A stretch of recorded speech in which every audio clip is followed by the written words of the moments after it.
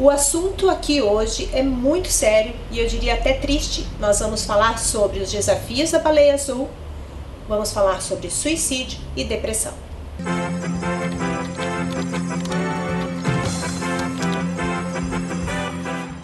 Olá galera do GIS, eu sou a professora Elaine. Estou fazendo esse vídeo meio de plantão para que a gente possa, como professores, como educadores, levar esse assunto aos colegas, aos diretores, aos pais de alunos e também conversar com nossos jovens e adolescentes a respeito do que está acontecendo no mundo com relação a esse jogo chamado Blue Whale, né, ou baleia azul, como é mais conhecido aqui no Brasil. E vamos refletir um pouquinho o que está por trás disso, que eu acho que aí é que é a grande sacada, né? Conhecer o que é importante, é uma fase da nossa discussão, mas entender o que é que está por trás disso. Para quem não conhece, o jogo da baleia azul, ele teve origem na Rússia, e aí vocês podem buscar mais informações, porque são muitas a respeito da origem desse jogo, né, e bastante controversas. E ele, para você participar desse jogo, ele tem como público-alvo jovens e adolescentes, principalmente. E para você poder participar desse jogo, você deve ser convidado. A partir do momento que você entra nesse grupo fechado, você passa a ter um curador, um mentor, que vai te propor uma série de desafios, desafios macabros, desafios que envolvem riscos, sendo que totalizam 50 desafios e o último é o encaminhamento ao suicídio. Esses jovens, eles ao entrarem nesse jogo, ao aceitarem entrar nesse jogo, eles entram cientes de que é um jogo que não tem volta.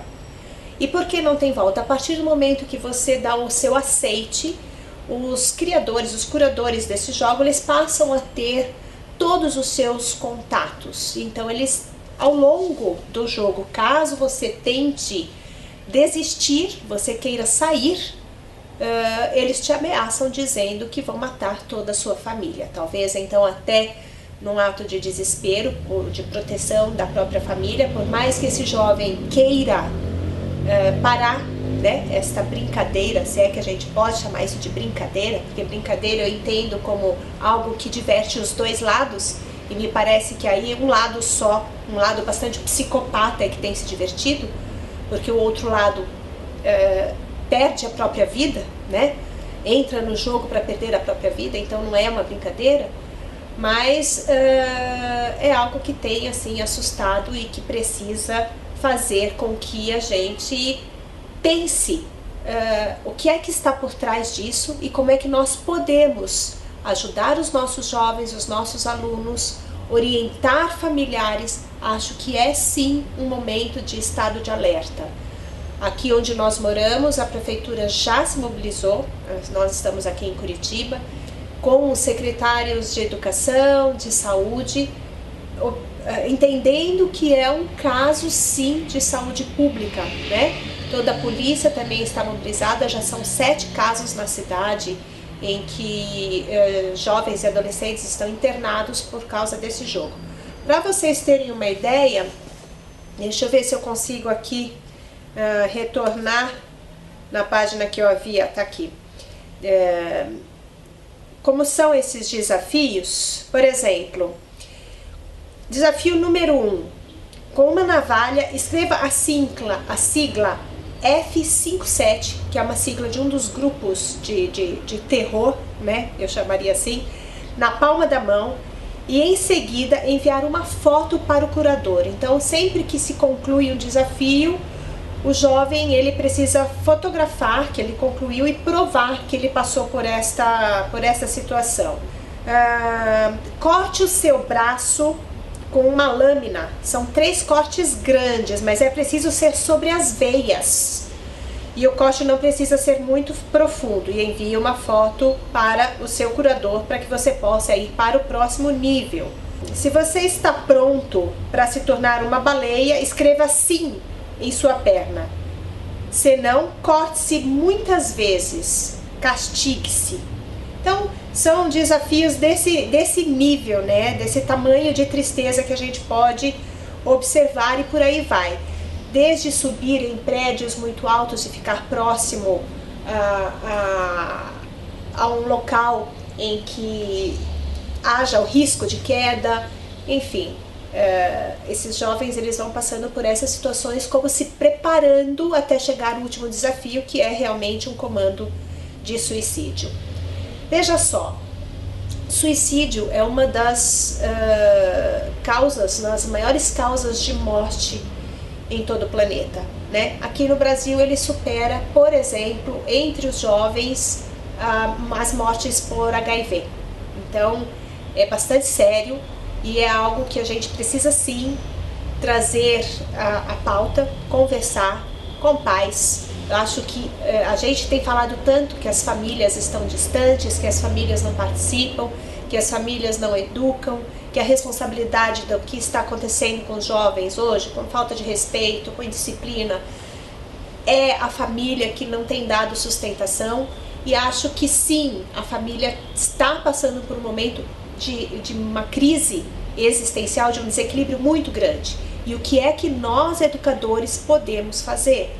Eu acho que é hora de aproveitar este assunto, que é um assunto de alerta, e chamar essas famílias à escola com a máxima urgência. Temos que conversar com nossos jovens, com os nossos adolescentes. Uma das maiores causas que pode levar um jovem ou adolescente ao suicídio é a depressão. Depressão não é brincadeira, depressão não é frescura, depressão é uma doença. E nós não temos dado atenção a esse tipo, aos sintomas dessa doença. A gente vai falar que é frescura, que é preguiça, que quer ficar no quarto sem fazer nada, né? A minha mãe diria assim, dá um tanque de roupa suja para lavar, que a frescura acaba. Outros vão dizer que é falta de Deus. Quer dizer, a gente sempre vai achar uma desculpa para mascarar aquela doença. É sério, existem médicos especialistas que podem tratar, né? É uma questão hormonal que precisa ser medicada, sim. Então fique atento a alguns indícios que alguns dos seus alunos podem estar dando, né? Alunos muito isolados, alunos muito quietos, alunos que demonstram apatia. A depressão ela pode ser gerada por uma série de situações, né? Alunos que não estão em grupos sociais devido a bullying. Tudo isso pode ir gerando esses sintomas no organismo desse ser e muitas vezes a gente deixa para lá, a gente faz com que passe desapercebido, a gente acha que não é um problema nosso, que quem tem que tratar isso é só a família e essa família pode não estar atenta. Essa família pode não estar tendo esse contato diário que precisaria ter com seus filhos. O que acontece é que muitas vezes a gente tem uma dor de estômago, a gente tem uma dor de cabeça, a gente tem uma gripe, né? O adolescente vai chegar e vai falar, não estou me sentindo bem, estou com dor de estômago, estou gripado. Enfim, a gente faz o quê? O pai e a mãe levam no médico, o responsável leva no médico e vai tratar e vai dar medicamento. Quando ele fala, não estou legal, né? Estou triste, não consigo me enturmar. Quando chega a verbalizar, é frescura. Então, os pais precisam ser alertados de que não. Pode até ser só uma tristeza, pode, mas quem vai dar esse diagnóstico não é o pai, não é o professor, não é o diretor. Quem está apto a dar um diagnóstico é um médico, é um psiquiatra que estudou para isso. É ele que vai poder dizer se é só uma tristeza, se uma terapia é suficiente, e terapia ajuda sim. Muitos podem dizer assim, mas eu não tenho dinheiro para um psiquiatra, né? Não tenho dinheiro para uma terapia. Olha, gente, existem grupos municipais de atendimento à saúde psiquiátrica, à saúde psicológica. É só procurar na sua cidade, tá? Existe também aqueles grupos de proteção à vida. Eu vou deixar aqui na descrição algumas indicações de grupos que atendem voluntariamente para que vocês possam indicar para os pais de alunos, né? E fazer, acho que sim, esta grande mobilização. Pode parecer, e aí tome cuidado com os muitos boatos que vão surgir em torno disso, porque vocês sabem que nas redes sociais, né, a coisa viraliza e muita coisa ali é real, muita coisa não é real, começa a se tornar consequências de outras brincadeiras, que também não são brincadeiras, porque não se brinca com um assunto desse, né? Então tomem cuidado para avaliar o que é fato e o que não é, o que já é especulação, o que já é viralização de fatos que não existem, né? Mas, por exemplo, quando eu digo que é real, esta semana mesmo eu estava conversando com um professor e uma aluna procurou esse professor por Facebook, mensagem inbox, dizendo: professor, você alguma vez na sua vida já pensou em se matar?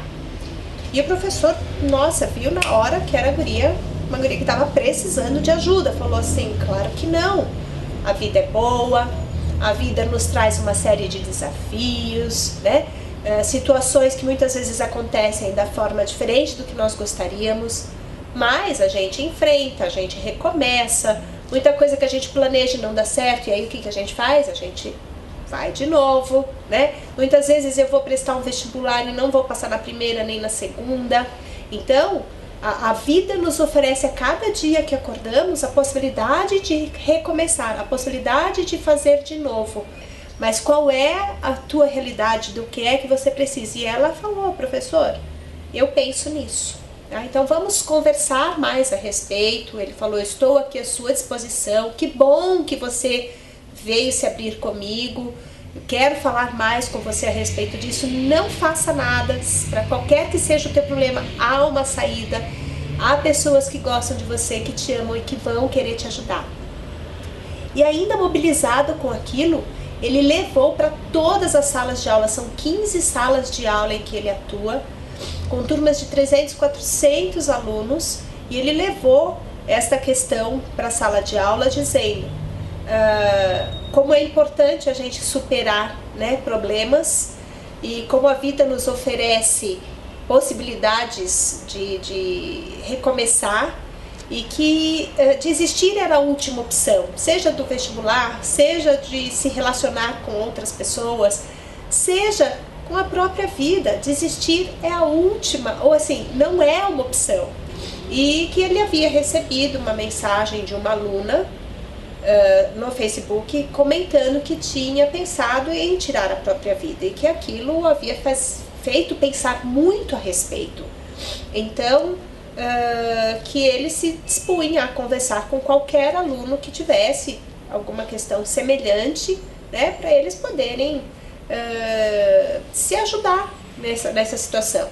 E incrivelmente, naquele dia, o professor recebeu 20 mensagens inbox de alunos se manifestando, dizendo que sim, que já tinham pensado a respeito, que sim, que já tinham pensado em se matar. Gente, olha como isso é sério, como isso é grave. E eu conversando a respeito dessa troca de ideias com esse professor, com um outro professor também de jovens e adolescentes, ele falou assim: Elaine, há muito tempo eu venho estudando isso, é uma realidade. Nós perdemos aí uma média de 5 alunos por ano, mais ou menos, com suicídio. Os casos, eles são abafados, e não, gente, os casos não podem ser abafados, os casos precisam ser divulgados para que pais tenham essa consciência, para que professores tenham essa consciência, para que seja possível impedir, né, seja possível ajudar estes jovens, estes adolescentes a não chegarem a esse extremo. Que o grande problema é quando desse universo as pessoas começam a pensar como se matar, como fazer. Então, a hora que se começa a planejar uma estratégia, aí esse caso sim, esse caso já está indo para um caminho grave, para um caminho que precisa de atenção.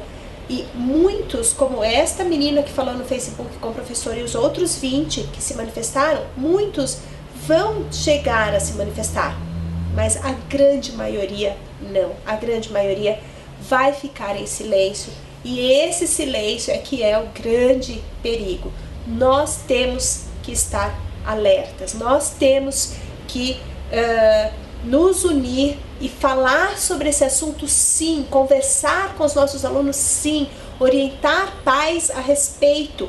Se você não estava sabendo, né, desta situação, se isso ainda de alguma forma não havia chegado até você, vá em busca, amplie o teu conhecimento a respeito, leia mais, busque sites confiáveis.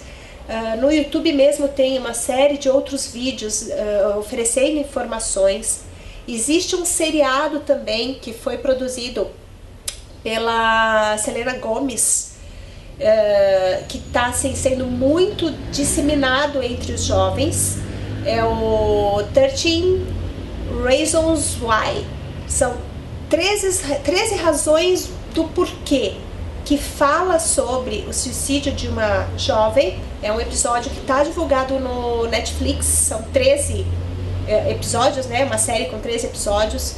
Eu acho que vale a pena conhecer o que está sendo aí visto e o que está chamando a atenção desses jovens, para que a gente possa conversar, ter a mesma linguagem que eles, e de alguma forma se dispor a ajudar. É por isso que aqui no canal eu tenho repetido diversas vezes, e aí eu peço para você, caso você ainda não tenha se inscrito, aproveite, se inscreva aqui no nosso canal, para que a gente possa debater diversos assuntos que são assuntos pertinentes à sala de aula, à nossa profissão.